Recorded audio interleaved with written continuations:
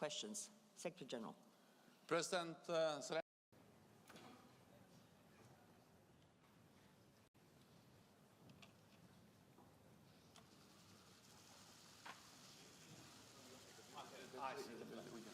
Thank you so much. Hello. The Secretary General and the President will make their introductory statements, and then they'll have time to take some questions. Secretary General. President Zelenskyy, dear Volodymyr, welcome to NATO. It's great to see you again. Always a pleasure to meet with you. And it's truly an honor to have you here at the NATO summit.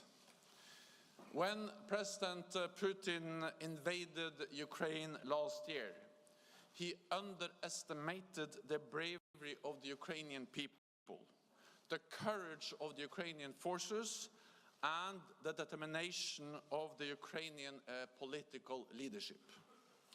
But he also underestimated the unity and strength of the NATO alliance. NATO will continue to stand with you for as long as it takes. NATO allies have provided tens of billions of dollars in support over the past year. And now we have agreed a three-part package bringing Ukraine closer to NATO. A multi-year program of practical assistance, establishing a new NATO-Ukraine Council, and reaffirming that Ukraine will become a member of NATO and removing the requirement for the membership action plan. Our new multi-year program of assistance for Ukraine will help you transition from Soviet era to NATO equipment and standards, and will make Ukraine's forces fully interoperable with NATO. The inaugural meeting of the NATO-Ukraine Council will start in a few minutes. This is a forum where Ukraine and NATO allies will meet as equals, hold crisis consultations, and jointly take decisions. Ukraine is now closer to NATO than ever before. Allies reaffirmed that Ukraine will become a member of the alliance and agreed to remove the requirement for a membership action plan.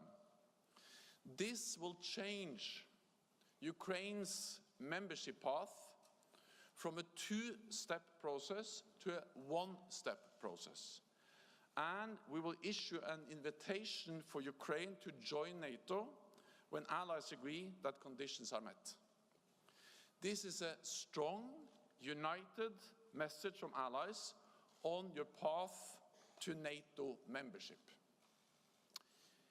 We must ensure that when this war ends, there are credible arrangements in place for Ukraine's security, so that history does not repeat itself. I therefore welcome that many allies will today commit to providing long-term security assistance to Ukraine. This will help deter any future aggression from Russia after this war ends. And it complements the support provided by NATO. The decisions made here in Vilnius mark the beginning of a new chapter in the relationship between NATO and Ukraine. Today, we meet as equals. I look forward to the day we meet as allies. And again, a very warm welcome to you. Please, Volodymyr. Thank you so much.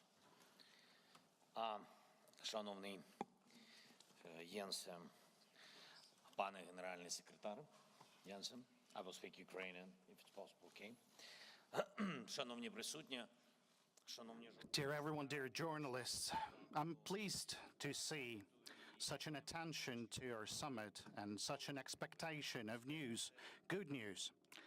Security is something that is obviously lacking right now, and our cooperation here in NATO of all partners is something that will definitely fill the security deficit. Ukraine is already and will always be a contributor to our common security. Security is our key objective for the NATO summit, for all the meetings and for all of our communications. First, I would like to welcome the extension of the mandate of Mr. Secretary General for another year, and I thank you, Jens, for your support. I highly appreciate this. Thank you. Second, we have now discussed in detail the situation regarding the confrontation with Russia, what we're doing for the sake of peace and security, and what we can still do to give more protection to our people. This primarily concerns the security and defense assistance from our partners, and I'd like to say that we have some positive news on the new packages of defense support coming from our partners. And here in the summit, we already have a number of meetings, we have a number of arrangements, and I'm grateful to all those leaders who offered these packages of support to us. Thirdly, we discussed the expectations of NATO summit. Now, it's important that Ukraine will not need a membership action plan on its way to NATO, and I would like to extend words of gratitude to you, Jens, for these important steps. I know how many conversations or arrangements were to be made for such an event. We have taken a long path in interoperability with NATO, and our soldiers have a good expertise in cooperation with NATO, and they have proven they can well use the weapons, and they prove that the global democracy is far stronger than the terrorist attacks and terrorist threats. And even during the full-scale war against Russia, Ukraine continues to conduct reform, and in the process of our EU integration, we have clearly outlined what do we need to do, and we're doing that. Therefore, we highly appreciate the recognition that Ukraine will not need a membership action plan on its way to NATO. I would like to have a success on this summit for everyone, for our soldiers, for our citizens, for our children, for everyone, and particularly the security guarantees that are so important for the people. The security guarantees for Ukraine on our way to NATO, not instead of NATO, but as security guarantees on our way to integration. And today, these guarantees could be confirmed by the G7 countries. And if this will happen, and we'll be working on that, this will surely become a very important and specific success. We can state that the results of the summit are good, but should we receive an invitation, they would be the optimum. And I would like to extend words of gratitude to Lithuania, not just for this summit and for the energy that this summit is full of. We can see all those flags on the street. This is the human relations, not an artificial one. I'd like to extend words of gratitude for this.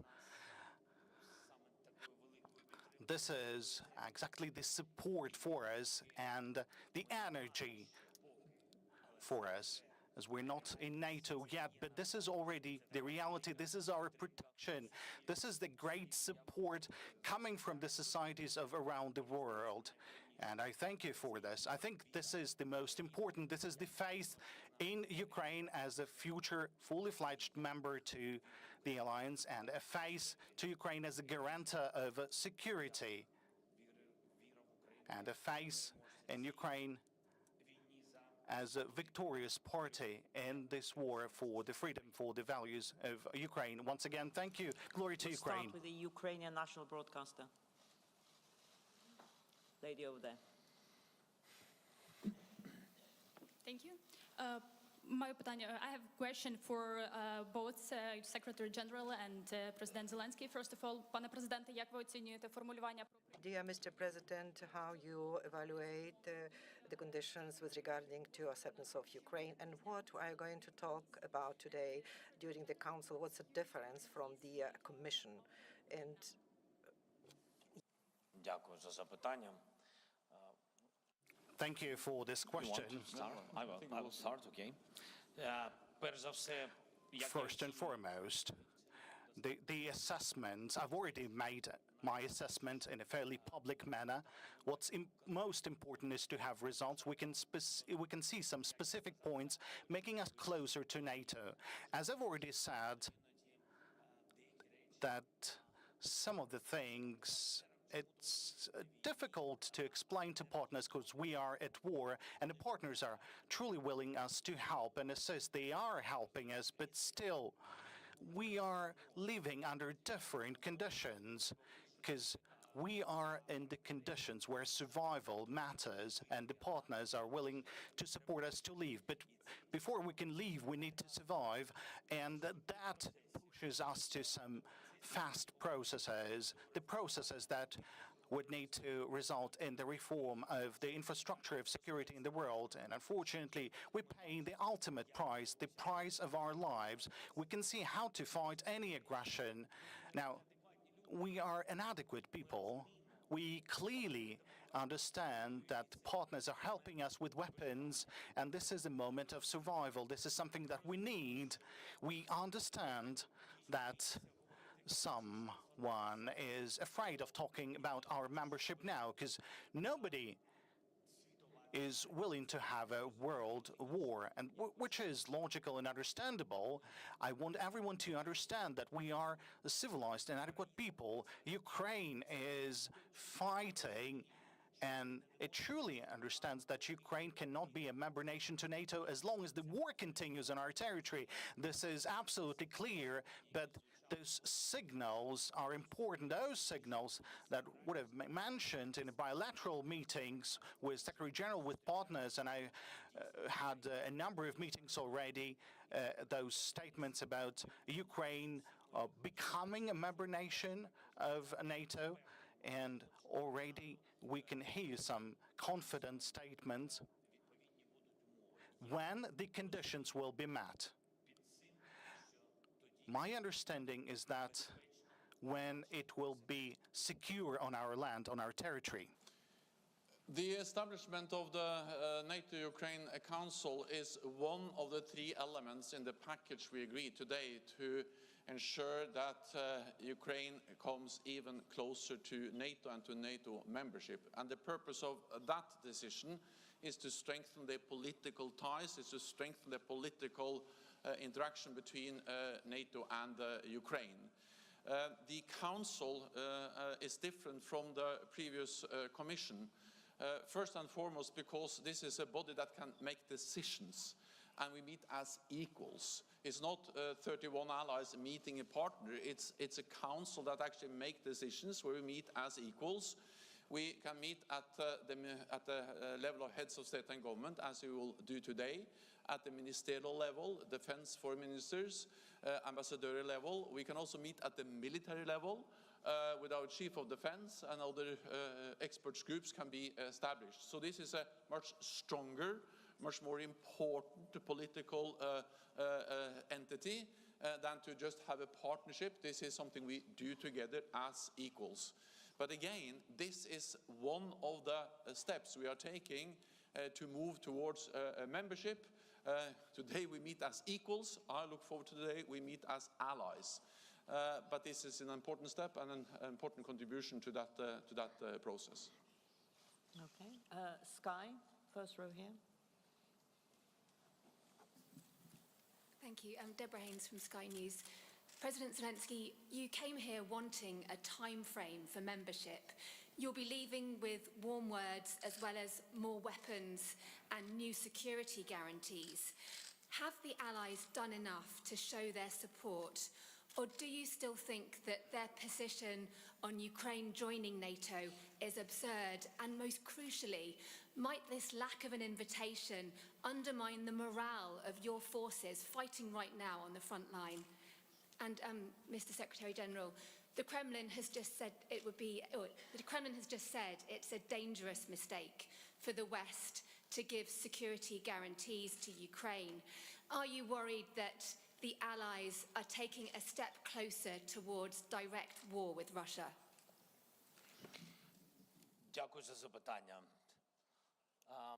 Thank you for the question. As for the invitation, I truly understand that this is a technical signal. But if we're not only dealing with techniques and bureaucracy, but should we look at that as a serious factor to contribute the motivation to the Ukrainian society, then for me, as a president, that was an important moment. I kind of compare this fact with the candidacy for the membership in the European Union and with the dialogue with other countries.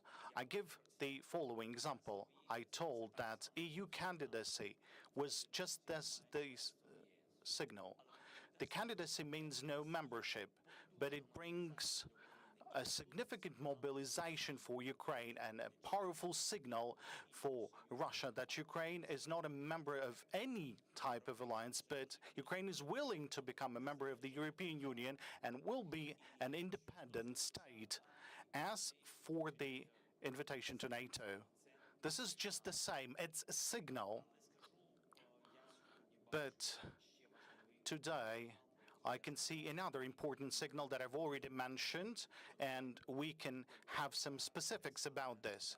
The specifics now, if today the G7 will agree to the first declaration on security guarantees, that would be a very specific fact, because the security guarantees says that these guarantees will be valid on our way to NATO. This is very important. This is going to be a very specific signal. As for the rest of the points, the Secretary General has already mentioned as referred to alliance. Thank you. There is a full-fledged war going on in Europe, and there is no risk-free option, for NATO allies either. But the biggest risk is if President Putin wins. Because then the message is that when he uses military force, when he violates international law, when he invades a neighbor, then he gets what he wants. And that's exactly why it is so important for NATO allies to support Ukraine. Because it will be a tragedy for Ukraine if President Putin wins, but it will be dangerous for us. It will make us more vulnerable. And that's also the reason why we have been so very clear on the following, that Ukraine, of course, has the right to choose its own path and what kind of security arrangements it wants to be part of. That's the first line in the paragraph we agree today on membership for Ukraine and the path forward. And this is a fundamental right for every nation, and therefore we can never allow that Moscow starts to decide who can or who cannot be a member of NATO. Russia has been against every enlargement of NATO. It's for NATO allies and for Ukraine to decide when to become a member. Moscow doesn't have a veto on that. So we are moving Ukraine closer to membership. We make all the decisions today, which is the strongest, the most united message on the path towards membership NATO has ever issued to Ukraine. And of course, you do that knowing that Moscow will protest, as they did when Finland joined, or when Sweden is joining, or North Macedonia, or all new allies. So Ukraine has the right to choose some path. Allies will decide. It's not for Moscow to decide. Just to add one sentence to the words of Secretary General, that what is very important about the Council, that it's not instrument of participation that is written there, that is the instrument of integration. And that's also give us such spirit that will be in NATO. ICTV Ukraine.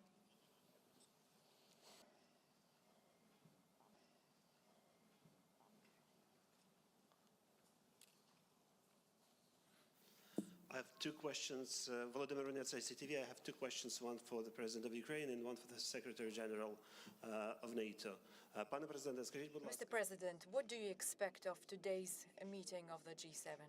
What guarantees do you think might be additionally granted to Ukraine? Mr. Secretary General, this new Council NATO-Ukraine, how is it going to be different from the Commission NATO-Ukraine that could be blocked by, say, Hungary or any other members and had issues functioning? How this can be technically achieved? Thank you. As for today's meeting, as well as the security guarantees. First, I would like to tell you that these are not auxiliary aspects. We don't have real security guarantees from our partners. I mean, legally, we have actual security guarantees. There's financial, there's guarantees in the form of sanctions, there's assistance and defensive support. And that could be the first legal document that symbolizes the fact that we have a sort of a security umbrella, a first document.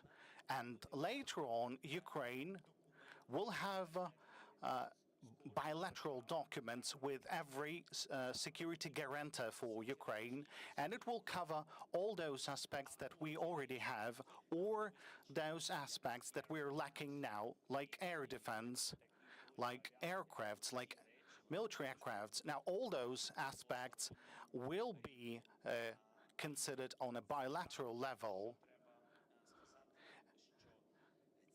Besides, this document, the security umbrella, will allow the other countries, in addition to J7 countries, to join. So this would be an opportunity for other partners to join as well. And we've already started to have conversations with other partners that are already friends with us, but they're not part of the G7, but they will join. I think that's a very important next step. Well, the Council will be chaired by me, the Secretary General of NATO, and I can convene the Council. So that cannot be blocked by individual allies or members of the Council. It can also be convened by individual member states for crisis consultations. So if President Zelenskyy wants to convene a meeting of the NATO-Ukraine Council, he can do so. It cannot be blocked.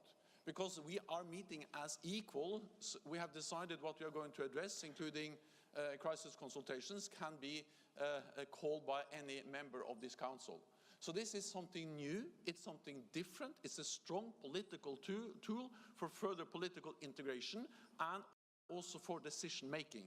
So this is one of the elements in the decision we are taking today to move Ukraine closer to NATO and NATO membership, and you should all appreciate that. CNBC, just behind you. Steve Sedgwick from CNBC, sir. President Zelenskyy, can I just follow on the security guarantees issue? Because security guarantees have been in place for the best part of the last 30 years. They didn't prevent 2014 in Crimea. They didn't prevent 2022. What is it about security guarantees that will make a difference this time, firstly to yourself, sir, and your country, but also to the attitude of the Russians and to Vladimir Putin? He's looked at previous security guarantees and he's ignored them, and he's invaded anyway.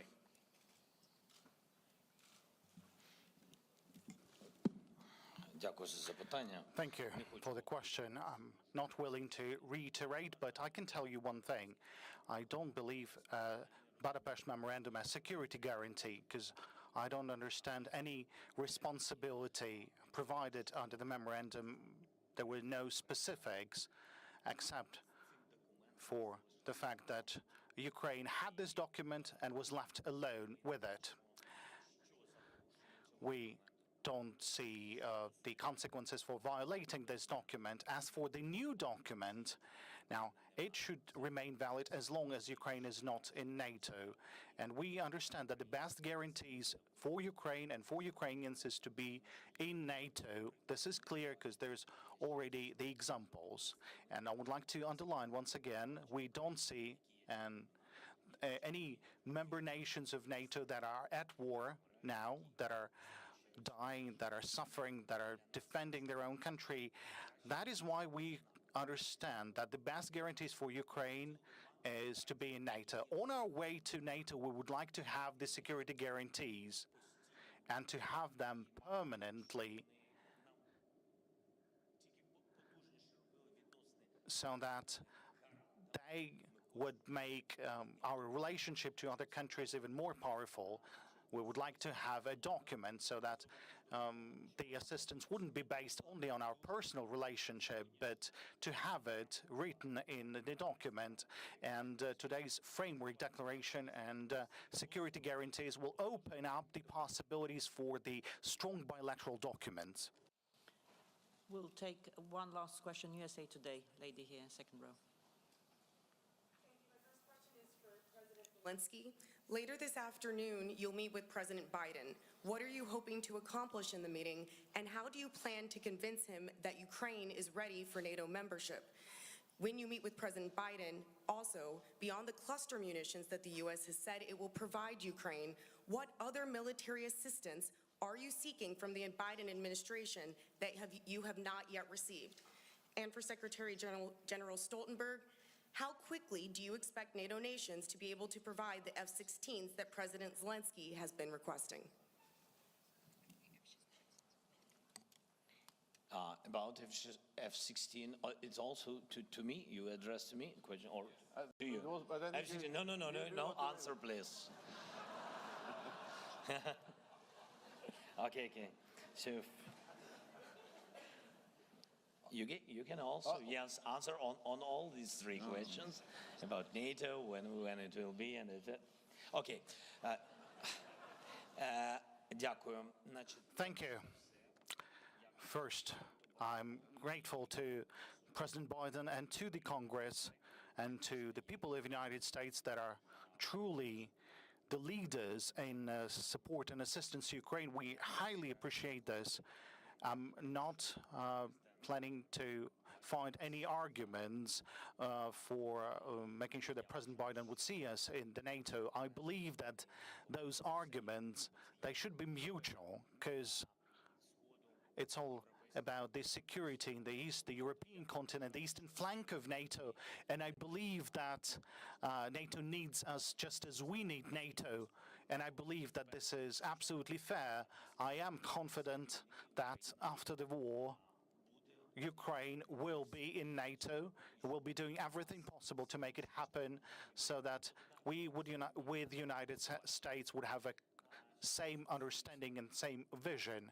As for the cluster munitions, as you call it, look, there are moments when we have a slight disagreements in small details with our U.S. partners, but I would like to extend words of gratitude to the President. I know it was a challenge in the United States, it was a challenge in the U.S. Congress, and there are people who are not sharing this support with regards to the cluster munitions, but I want us to take a look at this from a different perspective, from a perspective of fairness. Russia constantly using cluster munitions on our territory, and they are fighting only on our land. They're killing our people. They're using long-range missiles, cluster munitions on a regular basis. The assistance that we can receive from the United States with regards to the decision on the cluster munitions, we're talking about the use of those munitions only against military targets, only against the occupied territory of Ukraine. So this is something that is under control, and it's not going to be used anywhere else. There has to be a fairness. And it's not fair that the aggressor has occupied us, has been occupying parts of our territory for 9 years and killing our people. How can we defend? It's all about fairness. We are defending ourselves. We are defending ourselves by not using weapons against the territory of other states. As for the other support and assistance, we do need long-range weapons. This deficit remains, and I will raise this issue. Yesterday, a group of NATO allies established a coalition to provide training for F-16 fighter pilots from Ukraine. This is an initiative originally initiated by the Netherlands and Denmark. I welcome that several other allies have now joined in. Some preparations have already taken place, and training will start as soon as possible. What allies have informed us is that training will actually start this summer. So this is something which is now happening.